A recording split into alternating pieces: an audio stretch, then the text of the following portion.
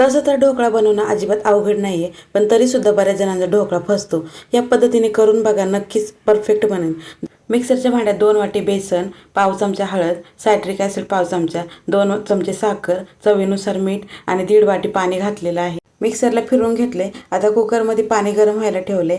आता यामध्ये 1 चमचा तेल ओतून चांगलं मिक्स करून घ्यायचे. 10 मिनटं असंच ठेवलं होतं. त्यानंतर त्यामध्ये इनोचं 1 पॅकेट टाकले आणि छान असं मिक्स करून घेतले. आता डब्याला तेल लावून घेतले. त्यामध्ये हे मिश्रण टाकायचे. कुकरमध्ये शिजण्यासाठी ठेवून दिले. 25 मिनटं आपल्याला हे वाफवून घ्यायचं आहे.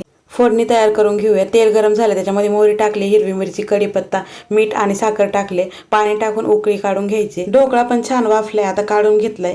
बघू शकता एकदम छान असा स्पॉन्जी ढोकळा झालेला आहे. आता हा कट करून घेऊया.